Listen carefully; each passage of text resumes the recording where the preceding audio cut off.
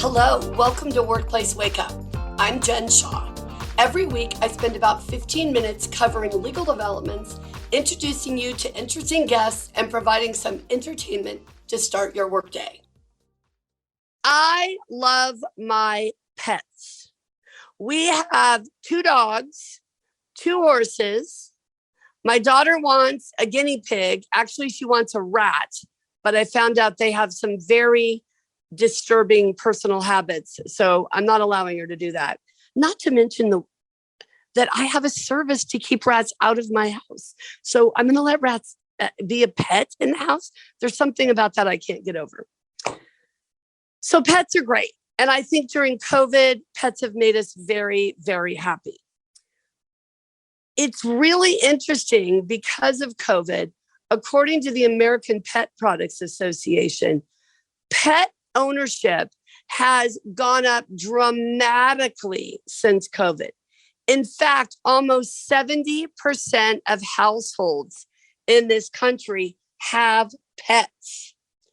Now, one of the things that we've talked about on this podcast is employee retention and employee recruitment. And one of the ways we make the workplace more attractive to candidates and to our current employees is by giving benefits. So one of the very common things we're seeing is employers saying, you can bring your pet to work. And it's not just your 4-legged friend. You can bring your snake. You can bring your turtle. You can bring your bird. You can bring whatever pet you want to bring to work. And it sounds so good, right? It sounds so nice. We have a little dog bed, or we have a little cat bed, or we have a little bird cage, a little hamster wheel where they get to come enjoy our day with us. And it makes us happy and it makes us smile and it keeps our cortisol levels down. But what about the practical side of this, right? Like, what do you do when somebody wants to bring a pet to the workplace? Now, remember, there are situations when you are required to allow someone, an employee or a third party, to bring an animal to the workplace. For example, if they have a service animal and they need the service animal to be with them at work, or when they're calling on clients, for example, that may be something that you have to allow. There are also situations where folks have medical conditions where they're having a migraine. There may be a seizure that's coming. Those are obviously very important cues that an employee can get from a service animal. You also have emotional support animals, right? This has nothing to do with providing a service. They're not alerting the employee to the fact that they may have a diabetic coma coming on, right? They are instead there to provide emotional support to the employee. And it's not just dogs, right? You can have an emotional support pot-bellied pig if you want. So the first thing to understand is there are times when you are going to be legally required to allow an employee or a third party to bring an animal to the workplace. Okay. So that is going to be an obligation you'll have depending on the circumstances. And we can talk about service animals and emotional support animals on a separate episode if you all would find that helpful. Today, I just want to talk about plain old bring your pet to work, right? So I want to bring my dog. Well, first of all, is my dog trained? Is my dog well-groomed? If my dog has fleas, we don't want the dog coming to the office, right? Is the dog going to bark incessantly while I'm on conference calls or while the workers are putting together the products we are creating? They have to be able to fit in the workplace in a very easy, nondescript way. We don't want to be in a situation where we are allowing people to bring their pets to work and it's really disrupting the workforce. Now, remember, you've got people who may have medical conditions that are related to the pets, right? Allergies. So you have somebody who says, I want to bring my cat to work and it would really make me feel good. I'm not really entitled to an emotional support animal. It's not really a service animal situation, but I just think I would feel so much better if I were allowed to bring my kitty cat.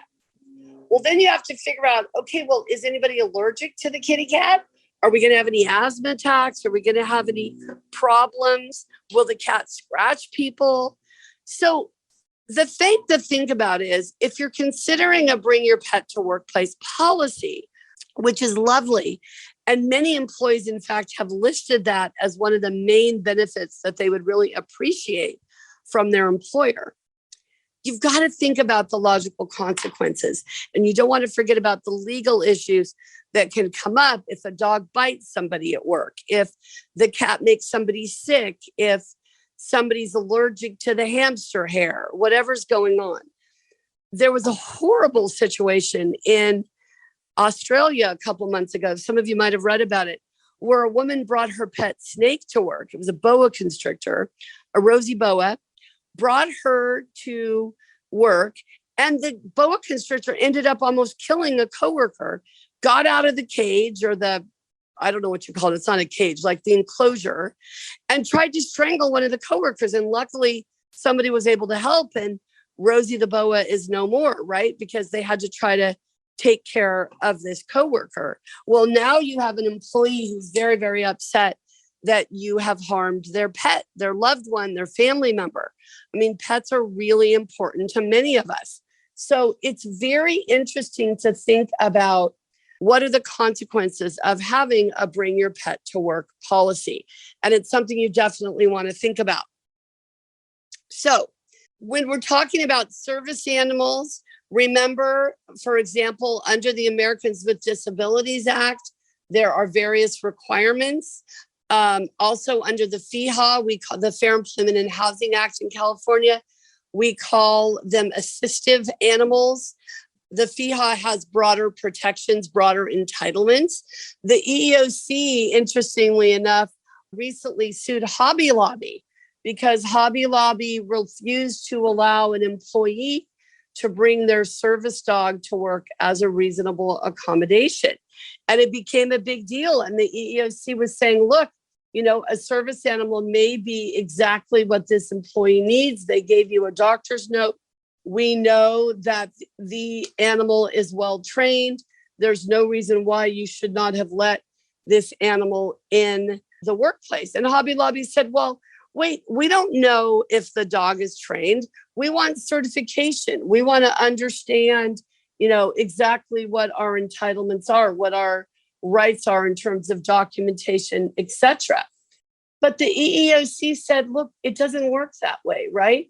All this person wanted is for the dog to be there during their shifts. And Hobby Lobby said, oh, it's a safety hazard, but they never showed what the safety hazard was.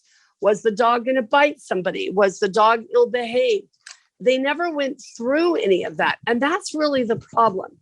You as an employer cannot reject a service animal out of hand simply because it feels burdensome or you feel like it may not be a good idea. Service animals have to be treated like any other reasonable accommodation, right? So you can't make your decision based on a stereotype or based on an assumption.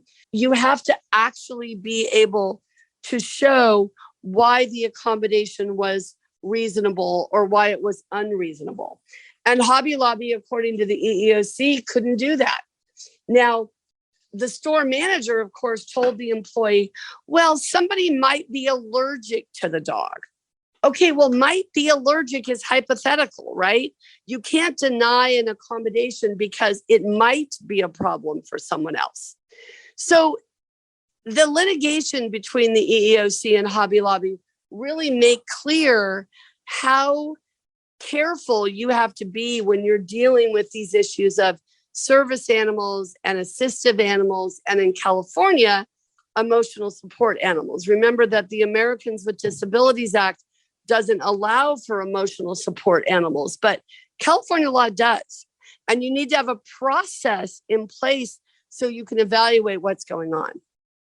Absent any potential legal duty to allow an employer or third party to bring an animal to the workplace, you want to think about those benefits that you are offering for retention and recruitment.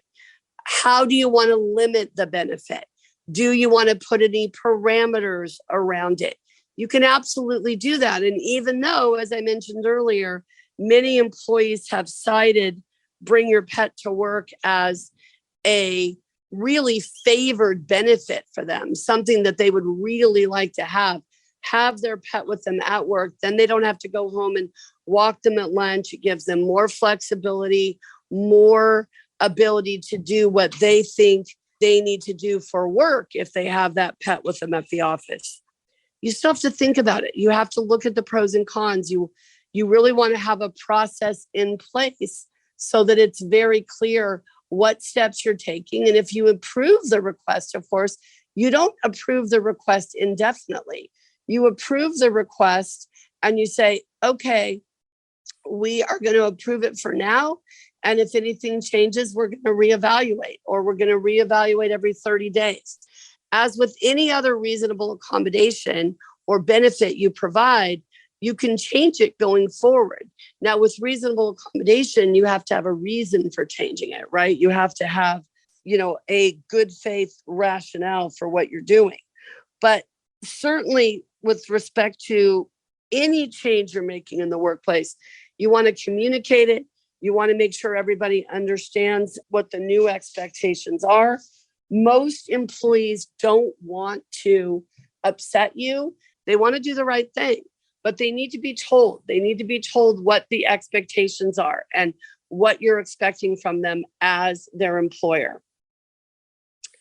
So when somebody comes to you and says, I want to bring my pet iguana to work, you got some work to do, right? You've got a process you need to follow. You want to make sure that you're really thinking through all of the potential ramifications, and you're assessing, first of all, is it a potential reasonable accommodation for a medical condition or disability?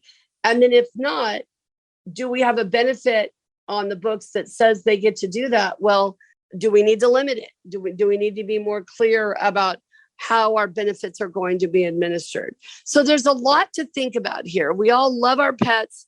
We all, I think, have so much that they offer us. One of my most important cases I've handled in my career was for a firefighter who wanted to bring his dog to the fire station.